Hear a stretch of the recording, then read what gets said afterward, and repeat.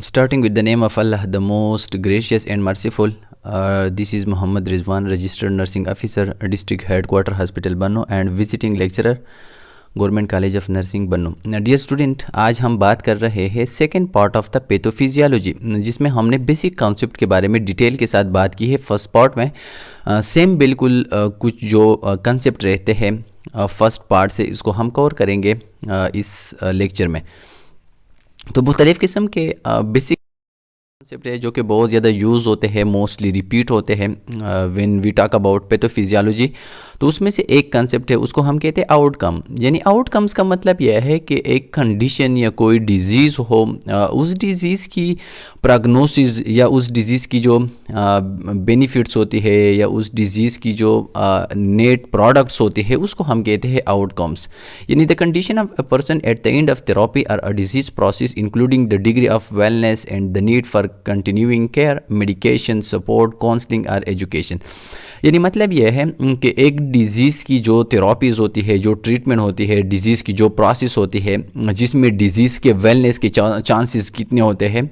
और तो देखिए आउटकम में मोस्टली हम ये देखते हैं कि कितनी हद तक जो है एक पेशेंट को नीड है कि हम उसको ट्रीटमेंट का जो प्लान है हम वो कंटिन्यू रखें, और इसके साथ साथ वेलनेस की कितनी चांसेस है, यानी कितनी जो है वो चांसेस है, कितने परसेंट जो है वो चांस है कि पेशेंट उस डिजीज़ से जो है वो रिकवर हो जाए।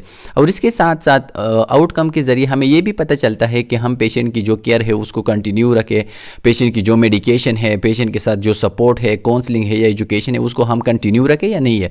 क्योंकि मुख्तलिफ़ किस्म की कंडीशंस होती है जिसमें पेशेंट की आउटकम्स बहुत ज़्यादा पुअर होती है। आउटकम का मतलब यह है कि पेशेंट की डिजीज़ से रिकवर होने की जो चांसेस होते हैं उसको हम कहते हैं आउटकम।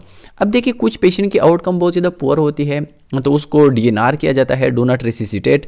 तो मतलब यह है कि आउटकम डिपेंड करता है। अगर पेशेंट की आउटकम अच्छी है तो हम मेडिकेशन देते हैं, पेशेंट को सपोर्ट देते हैं। इस तरह कुछ पेशेंट की आउटकम के लिए काउंसलिंग की ज़रूरत होती है, कुछ पेशेंट के लिए एजुकेशन की ज़रूरत होती है, तो इसको हम कहते हैं आउटकम। यानी डिजीज़ से रिकवर होने की जो चांसेस होती है या वेलनेस की जो डिग्रीज होती है कि कितनी हद तक एक बंदा जो है डिजीज़ से जो है वो हेल्थ की तरफ जा सकता है, उसको हम कहते हैं आउटकम। तो देखिए मुख्तलिफ़ किस्म की कंडीशन की आउटकम डिफरेंट होती है। कुछ कंडीशन बहुत ज़्यादा जो है वो डेंजरस होती है जिसकी आउटकम बहुत ज़्यादा पुअर होती है, आउटकम बहुत ज़्यादा कम होती है। इस तरह डिजीज़ के स्टेज पे भी डिपेंड करती है। अगर डिजीज़ जो है वो बिल्कुल क्रॉनिक स्टेज पे जो है वो टर्मिनल स्टेज पे चला जाए तो उस स्टेज में डिजीज़ के जो आउटकम्स होती है वो बहुत ज़्यादा कम होते हैं। Basic concept in infection by pathogen is influenced by several factors. mechanism of actions, अब देखिए mechanisms of actions का मतलब क्या है। तो mechanism of actions इसका मतलब यह है कि एक माइक्रो ऑर्गेनिज्म जब कोई डिजीज़ काज करता है तो वो कौन से प्रोसेस के ज़रिए एक डिजीज़ को काज करता है, वो कौन से फिजियोलॉजिकल या एनाटॉमिकल सिस्टम है जिसमें एक डिजीज़ की जो चेंजेस है या पैथोलॉजिकल जो चेंजेस है वो उसमें अराइज होती है, तो उसको हम कहते हैं mechanism of actions। यानी what the pathogen do inside the human body when it में क्रिएट अ डिजीज़। यानी पैथोजेंस क्या करता है, वो कौन से चेंजेस लेके आता है जिसके ज़रिए ह्यूमन बॉडी में डिजीज़ काज होती है। Pathogen directly interfere with cellular metabolism, render the cell dysfunctional and damage cell because of the accumulation of pathogenic substances and toxin production. तो देखिए मैकेनिज्म ऑफ एक्शंस का मतलब यह है कि दो तरह से जो है वो पैथोजेंस या जितनी भी पैथोजेनिक्स सब्सटेंसेस है, पैथोजेनिक्स का मतलब ये हार्मफुल सब्सटेंसेस जो कि डिजीज़ काज करती है, वो दो तरीके से ह्यूमन बॉडी में डिजीज़ काज कर सकती है। एक तो ये कि वो डायरेक्टली सेल को जो है वो डिस्ट्रॉय करती है या सेल के अंदर वो टॉक्सिन्स रिलीज़ करते हैं। अब टॉक्सिन्स की मजीद दो किस्म है जिसमें एक्सोटॉक्सिन है, एंडोटॉक्सिन है, और इस टॉक्सिन्स के जरिए वो सेल की जो मेटाबॉलिज्म्स होती है, इस सेलुलर मेटाबॉलिज्म्स को यानी एटीपी की प्रोडक्शन हो या इस तरह प्रोटीन वगैरह की मेटाबॉलिज्म्स हो, उसको रेंडर करता है, उसको डिसफंक्शनल कर देता है एंड डैमेज सेल्स। और इस तरह सेल्स में जो चेंजेस होती है या सेल्स के अंदर जो ऑर्गेनील्स होती है उसको डैमेज करता है। और इस तरह जितनी भी पैथोजेनिक्स ऑर्गेनिजम्स होती है वो वहाँ पे एक्यूमुलेट्स होती है, और इस तरह इस प्रोसेस को हम कहते हैं मैकेनिज्म्स ऑफ एक्शन। यानी मैकेनिज्म ऑफ एक्शन का मतलब यह है कि किस तरह जो है जब एक पैथोजन सेल्स के अंदर इंटर होता है तो वो कौन से यानी मैकेनिज्म्स ऑफ एक्शंस, इसका मतलब यह है कि किस तरह माइक्रो ऑर्गेनिज्म जो है ये पैथोलॉजिकल चेंजेस ह्यूमन बॉडी के अंदर क्रिएट करता है, किस तरह माइक्रो ऑर्गेनिज्म सेल्स को डैमेज करता है, या किस तरह माइक्रो ऑर्गेनिज्म्स टॉक्सिन्स को रिलीज़ करता है, और ये टॉक्सिन फिर जाके किस तरह सेल्स की जो मेटाबॉलिज्म्स होती है, सेल के जो ऑर्गेनील्स होते हैं उसको किस तरह जो है वो डिस्ट्रॉय करके एक डिजीज़ को काज करती है, एक पैथोलॉजिकल चेंजेस को क्रिएट करता है, तो उसको हम कहते हैं mechanisms of actions. Virulency, the potency of a pathogen measured in terms of the number of microorganisms of toxins required to kill a host. वायरुलेंसी का मतलब यह है the potency of the micro organisms, यानी एक माइक्रो ऑर्गेनिज्म कितनी saviour वो disease को काज करती है उसको हम कहते हैं वायरुलेंसी, यानी intensity level of microorganism is called virulency. तो देखिए कुछ माइक्रो ऑर्गेनिजम्स वो बहुत ज़्यादा वायरुलेंट्स टाइप के होते हैं। वायरुलेंट का मतलब यह है कि वो बहुत ज़्यादा उसकी जो चेंजेस होती है वो बहुत ज़्यादा सीवियर होती है, लेकिन इसके बरअक्स कुछ माइक्रो ऑर्गेनिज्म बहुत स्लो एंड ग्रेजुअली वो डिजीज़ को काज करती है। तो देखिए the behavior of disease is called pathogenicity, या disease causing ability of any microorganism is called pathogenicity, and the potency of this causation is called virulency। यानी एक तो यह है कि एक micro organism for example salmonella typhi है, ये टाइफाइड को जो है वो काज कर देती है, अब इसको हम कहते हैं पैथोजेनिसिटी। लेकिन ये किस हद तक जो है ये टाइफाइड को काज करती है, उसकी सेवेरिटी कितनी है, उसको हम कहते हैं वायरुलेंसी, यानी पोटेंसी क्या है, उसकी इंटेंसिटी लेवल्स क्या है। Immunogenicity, the ability of pathogen to induce an immune response, यानी पैथोजेंस की वो एबिलिटी जिसके जरिए वो इम्यून सिस्टम को एक्टिवेट करता है, उसको इंड्यूस करता है, उसको हम कहते हैं इम्यूनोजेनेसिटी। यानी जब फर्स्ट टाइम कोई माइक्रो ऑर्गेनिजम्स ह्यूमन बॉडी के अंदर इंटर होता है तो ह्यूमन बॉडी की जो इम्यून सिस्टम्स है वो उसके खिलाफ जो है डिफरेंट टाइप ऑफ WBC, इस तरह एंटीबॉडीज जो है ये इसके खिलाफ क्रिएट करता है। यानी जो भी antigens in the forms of pathogen जब वो एंटर होता है तो इसके खिलाफ ह्यूमन बॉडी जो है वो एंटीबॉडीज क्रिएट करती है और इस तरह एंटीबॉडीज डेवलप होती है। तो इस प्रोसेस को हम कहते हैं इम्यूनोजेनेसिटी, यानी किस तरह इम्यूनिटी जो है वो क्रिएट होती है किसी भी माइक्रो ऑर्गेनिजम्स के लिए, इस प्रोसेस को हम कहते हैं immunogenicity. Toxicity, a factor important in determine a pathogen virulency such as hemolysis, leucodins and other exotoxins and endotoxins। तो देखिए टॉक्सिजिनेसिटी का मतलब यह है कि एक पैथोजेंस कितनी अमाउंट्स में और किस हद तक जो है वो टॉक्सिन्स को क्रिएट करता है और उसके जो टॉक्सिन्स है वो कितने वायरुलेंट है, यानी उसकी पोटेंसी क्या है, उसकी इंटेंसिटी लेवल क्या है, यानी ये टॉक्सिन्स जो डिफरेंट पैथोजेंस क्रिएट करता है ये किस हद तक जो है इसकी वायरुलेंसी है और उसकी जो इंटेंसिटी लेवल है, जिस हद तक वो ह्यूमन बॉडी के सिस्टम्स को जो है वो इसको हार्मफुल पहुंचा देता है, तो उसको हम कहते हैं टॉक्सिजिनेसिटी। यानी टॉक्सिन से निकला है, अब टॉक्सिन्स की लेवल ऑफ इंटेंसिटी क्या है उसको हम कहते हैं toxigenicity, such as haemolysin, leucocidins and other exotoxin and endotoxin. अब देखिए हीमोलाइसिन एंड लेवसोडिन्स ये टाइप्स है एक्सोटॉक्सिन एंड एंडोटॉक्सिन्स की, और इस तरह ये ह्यूमन बॉडी के अंदर जो है different type of pathological changes इसको क्रिएट करती है। हीमोलाइसिन्स डिस्ट्रॉय एरिथ्रोसाइट्स। अब देखिए एरिथ्रोसाइट्स, हीमोलाइसिन जो टॉक्सिन्स है ये डिस्ट्रॉय करता है एरिथ्रोसाइट। एरिथ्रोसाइट का मतलब यह है red blood cell, and leucocidin destroy leucocytes. Leucocytes का मतलब यह है वाइट ब्लड सेल। अब देखिए कुछ टॉक्सिन्स रेड ब्लड सेल को खत्म करता है, उसको जो अमाउंट है उसको कम करता है, और कुछ जो है वो वाइट ब्लड सेल की। Both are product of streptococci and staphylococci. अब ये जो हीमोलाइसिन्स है या इसके साथ साथ जो ल्यूसिडीन्स है ये क्रिएट करता है स्ट्रेप्टोकोकाई एंड स्टेपिलोकोकाई, जो बैक्टीरियाज है ये उसको क्रिएट करते हैं। अब देखिए इस ल्यूसिडीन्स या हीमोलाइसिन्स की इंटेंसिटी कितनी है, ये किस हद तक जो है ह्यूमन बॉडी की फिजियोलॉजी को या एनाटॉमी को चेंज करता है, उसको हम कहते हैं toxigenicity. Portal of entry. Portal of entry का मतलब यह है कि एक माइक्रो ऑर्गेनिजम्स ह्यूमन बॉडी के अंदर किस प्रोसेस के जरिए, किस एंट्री गेट के जरिए वो ह्यूमन बॉडी के अंदर इंटर होता है, उसको हम कहते हैं पोर्टल ऑफ एंट्री। तो देखिए कुछ माइक्रो ऑर्गेनिज्म हम जो है रिस्पायरेशन के जरिए इनहेल करते हैं, कुछ माइक्रो ऑर्गेनिज्म हम फूड के साथ जो है वो इंटर करते हैं, कुछ माइक्रो ऑर्गेनिजम्स वाटर के साथ, कुछ माइक्रो ऑर्गेनिज्म ह्यूमन बॉडी की जो होल्स है, पोर्स है, उसके जरिए इंटर होती है, तो उसको हम कहते हैं portal of entry. The route by which a pathogenic organism in fact infect the host, यानी वो रूट जिसके जरिए माइक्रो ऑर्गेनिजम्स इंटर होते हैं इनटू ह्यूमन बॉडी, तो इस रूट को हम कहते हैं पोर्टल ऑफ एंट्री। यानी फॉर एग्जांपल कोई इंस्टीट्यूट हो या कोई कॉलेज हो तो उसका एक गेट होता है जिसके जरिए स्टूडेंट और फैकल्टी मेंबर्स इंटर होते हैं, तो इस गेट को हम कहते हैं portal of entry. Direct contact, अब देखिए कुछ माइक्रो ऑर्गेनिज्म हमारी हैंड के साथ डायरेक्टली जो है वो इन कांटेक्ट के जरिए हमारे ह्यूमन बॉडी के अंदर इंटर होते हैं, कुछ जो है हम इनहेलेशन के जरिए इनहेल करते हैं, कुछ इंजेक्शन के जरिए यानी हम जब फूड को लेते हैं, और बाइट ऑफ एन एनिमल और इंसेक्ट, और कुछ जो है एनिमल के या इंसेक्ट की बाइट की वजह से जो है वो ह्यूमन बॉडी के अंदर इंटर होते हैं। तो इन डिफरेंट प्रोसेस है, डिफरेंट वेज है जिसको हम कहते हैं portal of entries. Spread of infection is facilitated by the ability of pathogens to spread through lymph and blood and into tissues and organ where they multiply and cause disease.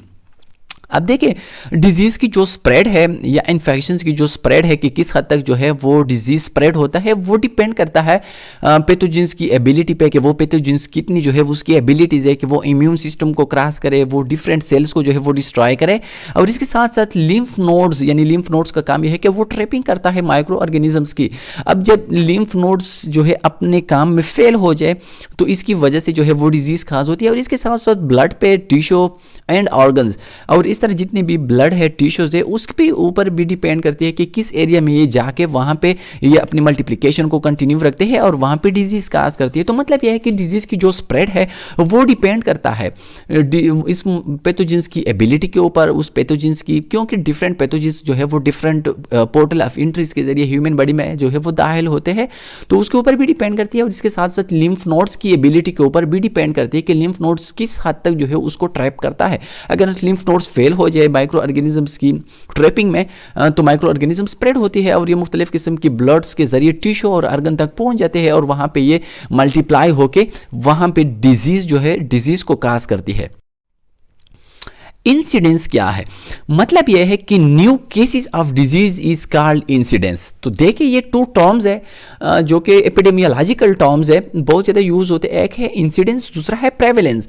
तो incidence का मतलब यह है new cases of disease in those population who are at risk, यानी वो population जो कि एक रिस्क पे हो। अगर उसमें कोई जो है, फॉर एग्जांपल आप एक पॉपुलेशन को ले ले, या आप एक जो है कम्युनिटी को ले ले, या आप एक सिंगल होम को ले ले जिसमें एक टीबी का पेशेंट हो। लेट सपोज आपने उस पॉपुलेशन को जो है वो देख लिया कुछ टाइम के बाद, जिसमें 3 या 4 new cases of the TB जो है अराइज हो गए, तो उसको हम कहते हैं इंसिडेंस, यानी new cases of disease in those population who are at risk, तो उसको हम कहते हैं इंसिडेंस। इस तरह दूसरी टर्म है जिसको हम कहते हैं प्रेविलेंस। प्रेविलेंस का मतलब यह है all those cases who are present in a community, यानी किसी भी जगह पे अगर आप कम्युनिटी में किसी डिजीज के लिए केसेस देख ले कि फॉर एग्जांपल टाइफाइड किसी कम्युनिटी में कितनी है अमाउंट्स में, इस तरह फॉर एग्जांपल टीबी कितनी है लोगों में से, तो ओल्ड प्लस न्यू केसेस को अगर हम कंबाइंस करें और उसको हम स्टडी करें तो उसको हम कहते हैं प्रेविलेंस।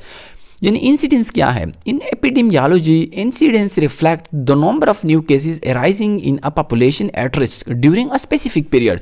यानी जिस तरह मैंने आपको बताया कि आप एक फैमिली को कंसीडर करें जिसमें एक टीबी का पॉजिटिव केस हो, लेकिन आप कुछ टाइम के बाद इस फैमिली को दोबारा आप वहाँ पे टेस्ट करें तो आप देखेंगे कि वहाँ पे 5 या 6 में भी जितनी भी अमाउंट में हो आप वहाँ पे केसेस डायग्नोज करें, तो ये केसेस जो कि आपने डायग्नोज की एक स्पेसिफिक टाइम में, उसको हम कहते हैं इंसिडेंस। इंसिडेंस मतलब यह है कि ये केसेस न्यू अराइज हो गए उन पॉपुलेशन में जो कि किसी डिजीज के लिए रिस्क पे थी। The population at risk is considered to be person without the disease, यानी रिस्क पॉपुलेशन हम उस पॉपुलेशन को कहते हैं जिसमें पहले कोई डिजीज प्रेजेंट नहीं था, लेकिन with the passage of time जो है उसमें एक डिजीज काज हो गया, but who are at risk for developing it. लेकिन ये पॉपुलेशन किसी डिजीज के लिए रिस्क पे होता है, यानी इसमें पहले से कोई डिजीज नहीं था लेकिन ये रिस्क पे थी किसी भी डिजीज के लिए, और अगर with the passage of time कुछ टाइम के बाद उसमें कोई डिजीज जो है वो काज हो गया तो उसको हम कहते हैं इंसिडेंट।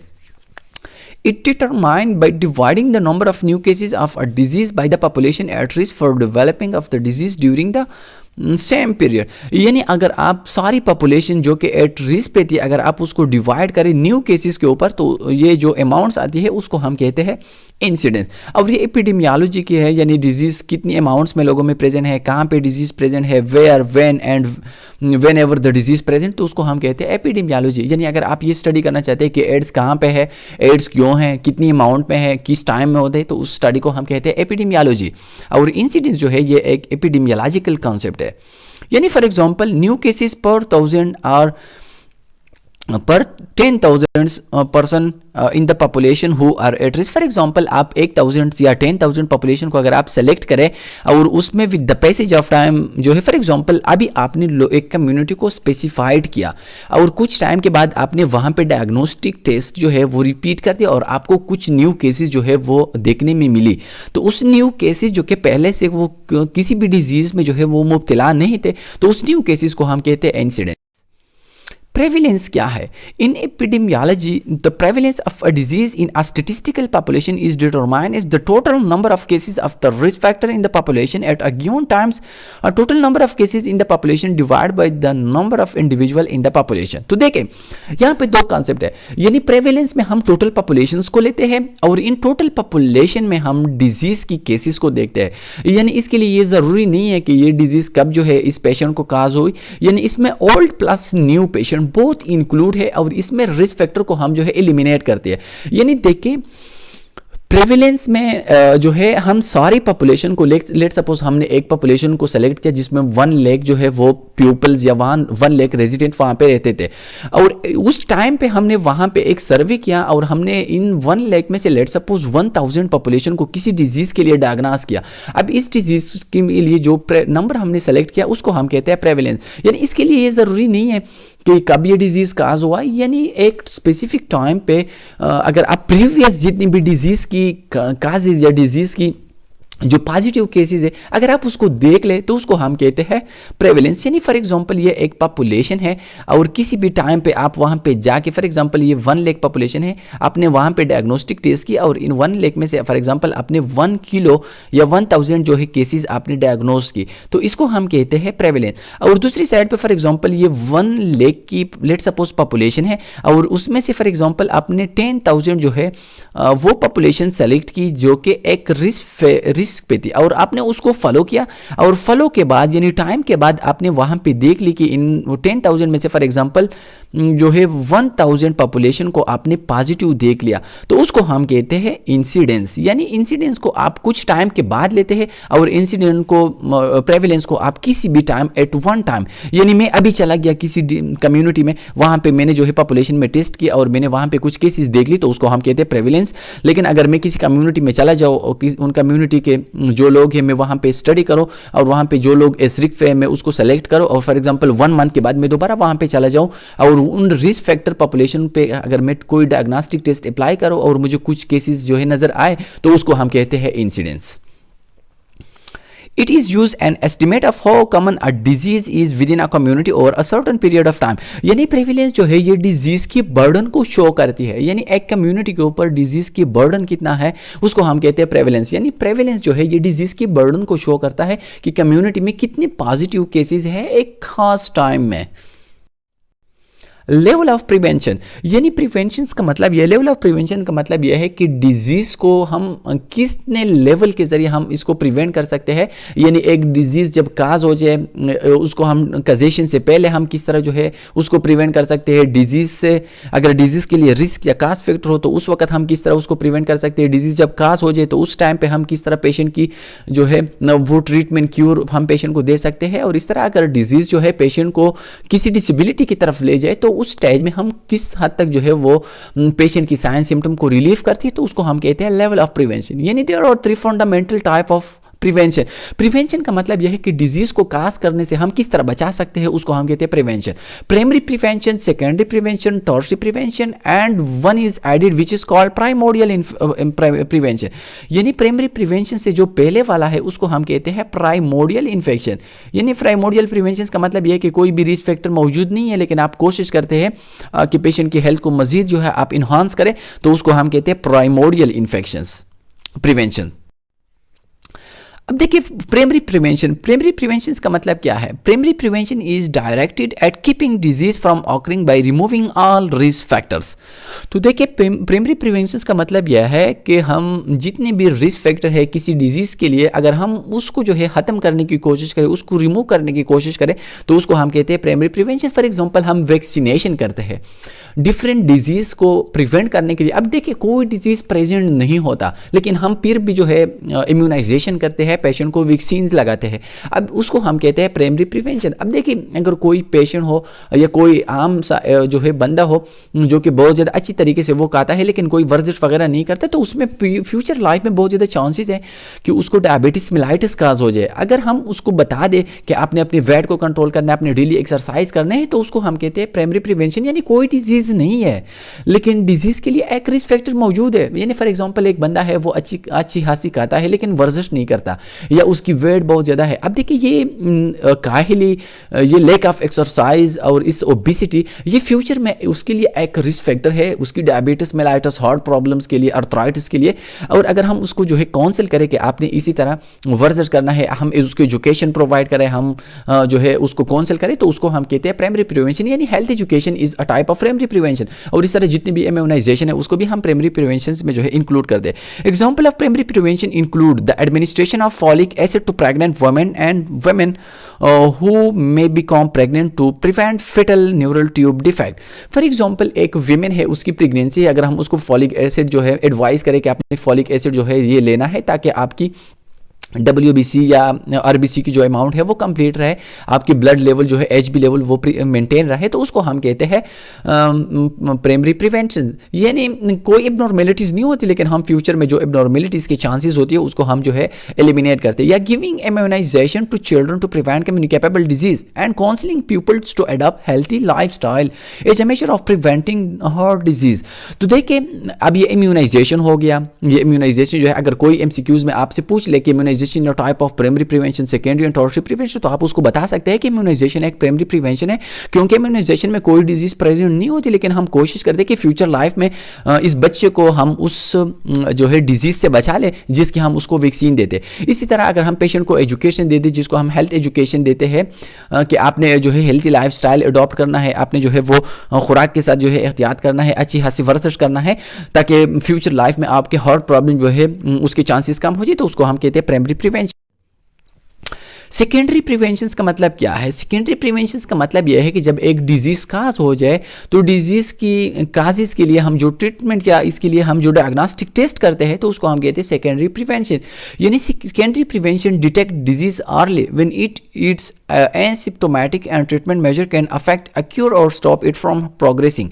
तो मतलब यह है कि जब हम अर्ली स्टेज पे किसी डिजीज़ के लिए कोई डायग्नोस्टिक टेस्ट करें, उस स्टेज पे जब पेशेंट में कोई सिम्टम्स नहीं होती एक डिजीज़ के लिए, तो उस स्टेज को हम कहते हैं सेकेंडरी प्रिवेंशन। यानी सेकेंडरी प्रिवेंशन में हम डिजीज की काज जो है उसको देखते हैं। यानी फॉर एग्जांपल एक पेशेंट आ गया जो है वो ड्रॉप करना चाहता है हार्ट की MI के लिए, उसको कोई स्लाइटली उसको पेन था, लेकिन हम ये कोशिश करते हैं कि इनिशियल स्टेज पे उसकी डायग्नोसिस करें, तो उसको हम कहते हैं सेकेंडरी प्रिवेंशन। यानी जितने भी स्क्रीनिंग एंड डायग्नोस्टिक टेस्ट है, अगर MCQs में आ गया कोई भी टेस्ट अगर आपको दे दिया, तो जितने भी स्क्रीनिंग एंड डायग्नोस्टिक टेस्ट है वो जो है सेकेंड प्रिवेंशन की एग्जाम्पल है। यानी सेकेंड प्रिवेंशन में पेशेंट की जो सिम्टम्स होती है वो बहुत ज़्यादा कम होती है, लेकिन हम ये देखते हैं कि डिजीज़ की काज क्या है, तो स्क्रीनिंग टेस्ट जो है ये सेकेंडरी प्रिवेंशन है। इसके साथ साथ screening include history taking, asking if a person smoking, physical examination and laboratory test. तो देखिए स्क्रीनिंग और लेबोरेटरी टेस्ट में फ़र्क क्या है? स्क्रीनिंग का मतलब यह है कि जब हम एक ह्यूज एरिया पे, हम एक कम्युनिटी पे, हम वहाँ पे जाके कोई जो है सिंगल केस डिटेक्ट करना चाहते हैं तो उसको हम कहते हैं स्क्रीनिंग। और जब हम लेबॉर्ट्री में किसी एक इंडिविजुअल की टेस्ट करते हैं तो उसको हम कहते हैं लेबॉर्ट्री टेस्ट। तो देखिए screening test and physical examination, यानी फिजिकल एग्जामिनेशन का मतलब यह है कि वहाँ पे हम कोई एबनॉर्मेलिटी ढूंढना चाहते हैं।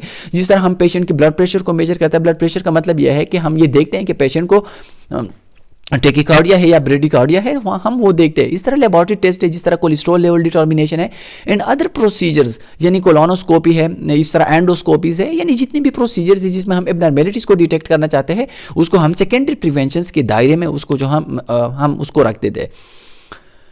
Reasonably rapidly to asymptomatic peoples. और इस तरह जितने भी सेकेंडरी प्रिवेंशन होती है ये मोस्टली उन पॉपुलेशंस के ऊपर हम अप्लाई करते हैं जो कि मोस्टली एसिम्टोमेटिक होती है, लेकिन हम ये कोशिश करते हैं कि उसको हम डिटेक्ट करें ताकि ऐसा ना हो कि उसके अंदर कोई एबनॉर्मेलिटीज, कोई डिजीज प्रेजेंट हो।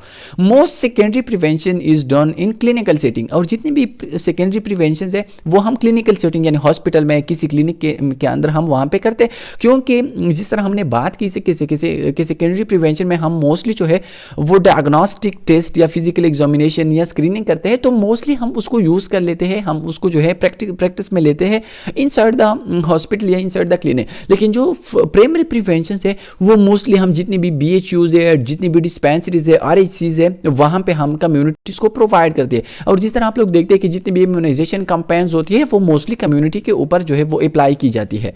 All type of health care professional यानी physician, nursing, dentist, audiologist, optometrist participate in secondary prevention. और जितने भी लोग हैं, जिस तरह आलमी बसारत की दिन जो है वो मनाई जाती है, विजन जो है इंटरनेशनल डे है, जिसमें मुख्तलिफ लोगों की ऑप्टोमेट्रिक्स जितनी भी होती है वो उसकी विजन्स को देखते हैं ताकि ऐसा ना हो कि उसमें कोई ब्लाइंडनेस की सिम्टम्स मौजूद हो। इस तरह ऑडियोलॉजिस्ट है जो कि हियरिंग्स को देखते हैं, डेंटिस्ट है जो कि दांत वगैरह को देखते हैं, नर्सिस है जो कि डिफरेंट वाइटल साइल्स पेशेंट को केयर देते हैं, फिजिशियन है जो कि डिजीज़ की काज को जो है डिटरमाइन करते हैं। तो ये मुख्तलिफ किस्म के लोग हैं जो कि सेकेंडरी प्रिवेंशन में दे में पार्टिसिपेट। टर्शियरी प्रिवेंशन क्या है? Tertiary prevention is directed at clinical intervention that prevent further deteriorations or reduce the complication of a disease once it has been diagnosed. तो देखिए मतलब यह है कि हमने लेट सपोज सेकेंडरी प्रिवेंशन को हमने कर दिया, जब हमने कोई टेस्ट कर दिया तो हमें एक पेशेंट जो है वो किसी डिजीज के साथ हमने डायग्नोस किया, तो अब हम इस पेशेंट को जो केयर प्रोवाइड करती है ताकि उस डिजीज के फर्दर जो कॉम्प्लिकेशन है वो हम प्रिवेंट करें, तो उसको हम कहते हैं टर्शियरी प्रिवेंशन। यानी टर्शियरी प्रिवेंशन का मतलब यह है कि डिजीज के बाद, यानी लेट सपोज एक पेशेंट को HIV एड्स हो गया या उसका जो HIV एड्स है वो डायग्नोस हो गया, अब इस डायग्नोस के बाद हम उसको जो ट्रीटमेंट प्रोवाइड करती है ताकि हम HIV एड्स की जो कॉम्प्लिकेशंस होती है, उसकी जो साइन सिम्टम्स होती है वो हम कम करें, तो उसको हम कहते हैं टर्शियरी प्रिवेंशन। यानी a prevention after the diagnosis of disease is called tertiary prevention. देखिए ये बहुत ज़्यादा जरूरी है, primary prevention, secondary, tertiary prevention, primordial prevention, जो कि एक मॉडर्न कॉन्सेप्ट है प्राइमोडियल जो है प्रिवेंशन, ये बहुत ज़्यादा ज़रूरी है। अक्सर MCQs में जो है ये पूछा जाता है इसके रिलेटेड, तो आप लोगों ने इसके ऊपर अपने माइंड को क्लियर करना है कि प्राइमरी प्रिवेंशन क्या है, सेकेंडरी प्रिवेंशन क्या है।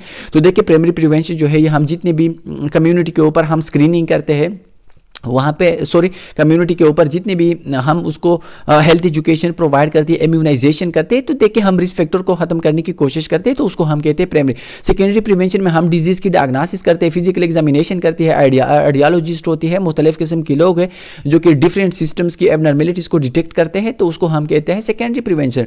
अब देखिए टर्शियरी प्रिवेंशन का मतलब यह कि एक डिजीज़ डायग्नोस हो गया, अब इस डायग्नोस के बाद हम पेशेंट को छोड़ते नहीं है, यानी हमारा मकसद यह है कि पेशेंट की डिजीज़ के बाद हम उसको केयर प्रोवाइड करें। तो बेसिकली हमारा जो रोल है वो है टर्शियरी प्रिवेंशन, यानी जब डिजीज आ जाए तो डिजीज के बाद हम पेशेंट को जो है वो केयर प्रोवाइड ताकि उसकी साइन एंड सिम्टम जो है वो रिलीव करे। In person with diabetes, for example, tertiary prevention require more than good glucose control. It includes provision for regular ophthalmic examination, for early detection of retinopathy, education for good food care, and treatment for other cardiovascular risk factors such as hyperlipidemia. तो अब देखिए मतलब यह है कि for example एक patient है जिसको डायबिटीज मेलाइटिस यानी जिसकी डायबिटीज मेलाइटिस जो है वो डायग्नोस हो गया। अब सेकेंडरी प्रिवेंशन का मतलब यह है कि हम ये कोशिश करते हैं कि डायबिटीज मेलाइटिस की जो कॉम्प्लिकेशन है जिसको हम कहते हैं रेटिनो जिसको हम कहते हैं नेफ्रोपैथी या इसकी मुख्तलिफ किस्म की प्रॉब्लम्स है, तो हम कोशिश करते हैं कि पेशेंट की डायबिटीज मेलाइटिस को हम कंट्रोल करें ताकि फ्यूचर लाइफ में डायबिटीज मेलाइटिस की जो कॉम्प्लिकेशन है, रेटिनोपैथी है जिसमें विजन लॉस हो जाती है, नेफ्रोपैथी है जिसमें सेंसेशन लॉस होती है, तो हम कोशिश करती है कि पेशेंट की इस कंडीशन को हम प्रिवेंट करें। इसलिए हम पेशेंट को जो है उसकी रेगुलर ग्लूकोज एग्जामिनेशन करती है, उसकी रेगुलर जो है रेटिनोपैथी के लिए उसकी जो है ऑप्थेल्मोलॉजिस्ट जो है उसकी जो है ट्रीटमेंट कर देते हैं। तो मतलब यह है कि हम डिजीज़ की जो कॉम्प्लिकेशन होती है उसको हम प्रिवेंट करने की कोशिश करती है। Tertiary prevention measure also include measure to limit physical empowerment and the social consequences of an illness, यानी फिजिकल जितने भी कॉन्सिक्वेंसेज होती है। देखिए, जब एक डिजीज़ आ जाती है तो इस डिजीज़ की किसी ना किसी तरह हमारी हेल्थ के ऊपर उसकी इम्पैक्ट्स होती है, या हमारी सोसाइटी में जो हमारा रोल होता है अगर वो डिस्ट्रॉय हो जाए तो उसको हम कहते हैं इलनेस। यानी सोसाइटी में जो हमारा रोल है, फॉर एग्जांपल एक स्टूडेंट है, अगर उसको कोई डिजीज़ खास हो जाए तो उसकी स्टडी अफेक्ट होती है, कोई ड्राइवर है तो उसकी ड्राइविंग अफेक्ट होती है, कोई डॉक्टर है, कोई नर्स है, तो जो भी हो उसकी जो एक्टिविटीज़ है सोसाइटी को, वो जो सर्विसेज दे रहा है उसकी सर्विसेज अफेक्ट होती है, उसको हम कहते हैं इलनेस। तो देखिए, किसी ना किसी तरह हमारी सोशल रोल के ऊपर भी उसकी इफेक्ट होती है, और हमारी फिजिकल, यानी फॉर एग्जांपल अगर एक पेशेंट को जो है वो कोई किसी जगह पे अल्सर है या उसकी एम्पुटेशन हो जाए तो वो चल नहीं सकता, उसकी फिजिकल जो एबिलिटीज़ है वो इम्पेयर होती है, तो उस कंडीशन में हम पेशेंट को जो केयर प्रोवाइड करते हैं उसको हम कहते हैं टर्शियरी प्रिवेंशन।